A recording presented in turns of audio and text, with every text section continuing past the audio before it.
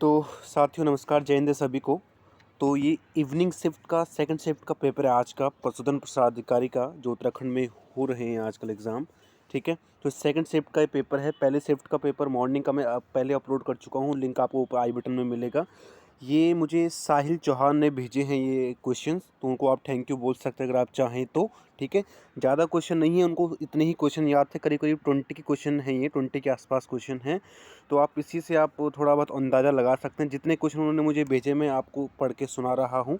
ठीक है, आंसर नहीं है, बाकी डिटेल एनालिसिस हम जब सभी पेपर हो जाएंगे सभी शिफ्टों के, उसके बाद करेंगे। ठीक है, पहला क्वेश्चन है कि फैमिली ऑफ राइस, यानी राइस किस फैमिली से बिलोंग करता है, वो लिखना था आपको।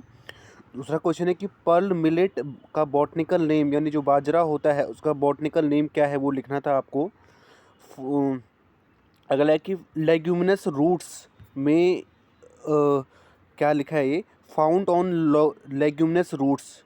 ठीक है, लेग्यूमिनस रूट में क्या मिलते हैं, तो आंसर है इसका रूट नोड्यूल्स मिलते हैं। अगला क्वेश्चन है कि इमोबाइल एलिमेंट इन प्लांट, यानी प्लांट में कौन सा इमोबाइल एलिमेंट पाया जाता है। क्वेश्चन देख लेना, पता नहीं अजीब सा लग रहा है, कैल्शियम लिखा है यहाँ पे। अदर है कि अगला क्वेश्चन है कि other name of swamp dear, swamp dear का दूसरा नाम क्या है, किस नाम से और जाना जाता है, वो लिखा है। अगला क्वेश्चन है कि एग प्लांट की फैमिली कौन सी है, एग प्लांट किस फैमिली से बिलोंग करता है, वो लिखना था यहाँ पे। नेक्स्ट क्वेश्चन है कि पावर हाउस ऑफ सेल के कौन सा कहलाता है, कौन सा ऑर्गेनेलिस कहलाता है पावर हाउस ऑफ सेल, वो लिखना था यहाँ पे।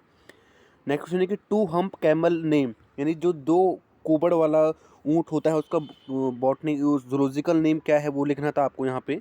नेक्स्ट क्वेश्चन है कि project tiger launched in India, Bharat में प्रोजेक्ट टाइगर की शुरुआत कब हुई थी, वो लिखना था यहाँ पे।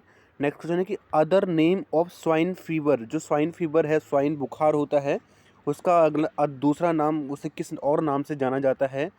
नेक्स्ट क्वेश्चन है कि what reduces fungi in soil, यानी सॉइल में फंगी की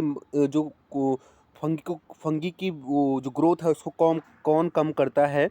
अगला क्वेश्चन है कि फादर ऑफ प्लांट टैक्सोनॉमी, यानी प्लांट टैक्सोनॉमी के पितामह किसे कहा जाता है, वर्गीकी की प्लांट वर्गीकरण के पिता किसे कहते हैं। अगला क्वेश्चन है कि composition of methane gas, methane gas का कंपोजिशन लिखना था यहाँ पे कि मीथेन गैस किस किस से मिलकर बनी हुई होती है। अगला क्वेश्चन है कि ultraviolet radiation is due to, ultraviolet radiation किसकी वजह से होता है। नेक्स्ट क्वेश्चन है कि what causes global warming, global warming किसकी वजह से होता है, ग्लोबल वार्मिंग के कारण लिखने थे आपको। अगला देखो और क्या क्या लिखा है कि फ्रॉग में कितने चैम्बर का हार्ट मिलता है, एक चैम्बर का, दो चैम्बर का, तीन चैम्बर का, चार चैम्बर का, जितने भी चैम्बर का होगा।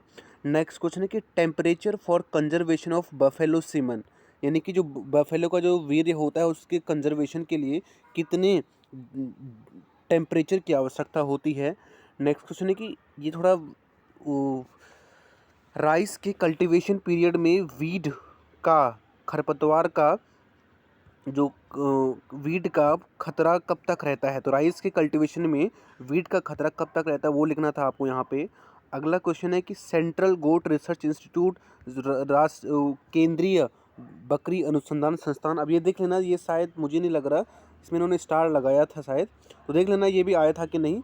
ठीक है, तो इस तरह से क्वेश्चन है, बाकी 20 क्वेश्चन है बेटा, अभी ज़्यादा हो नहीं पाए क्योंकि उनको इतने ही क्वेश्चन याद थे।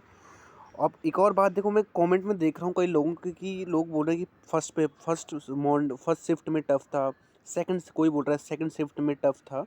तो ऐसा कुछ नहीं है, जब सभी शिफ्ट के एग्ज़ाम हो जाएंगे 23 को, तो आयोग ने जब नोटिफिकेशन निकाला था अपना संवाद 64 में लिखा था कि अगर आपको जब भी कोई भी एग्ज़ाम जब ऐसे शिफ्ट वाइज होता है सेम एग्ज़ाम, तो वहाँ पे हमेशा नॉर्मलाइजेशन का फैक्टर काम करता है। जब सभी एग्ज़ाम हो जाएंगे, सभी शिफ्ट के एग्ज़ाम हो जाएंगे, उसके बाद एनालिसिस होगा कि किस शिफ्ट का पेपर कितना मुश्किल था, उसके बाद नॉर्मलाइजेशन होगा। ठीक है, तो नॉर्मलाइजेशन पे अगर आपको वीडियो चाहते हैं तो नीचे कमेंट में लिखो यस कि किस तरह से नॉर्मलाइजेशन होता है। ठीक है, बैंकिंग में जिस तरह से नॉर्मलाइजेशन होता है तो वही रूल यहाँ भी लगेगा, क्योंकि उसमें संवाद 64 में लिखा था कि अलग अलग डिपार्टमेंट में जब ऑनलाइन एग्ज़ाम होता है तो वही रूल यहाँ भी नॉर्मलाइजेशन का लगेगा। ठीक है, तो दिक्कत की कोई बात नहीं है।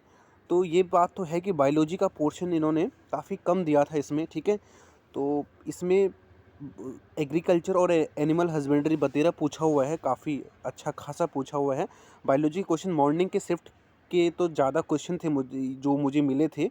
इसमें तो 20 क्वेश्चन है, तो अनुमान लगाना मुश्किल है कितने बायोलॉजी के हैं, लेकिन जो मॉर्निंग के क्वेश्चन थे उसमें भी बायोलॉजी क्वेश्चन ज़्यादा नहीं थे।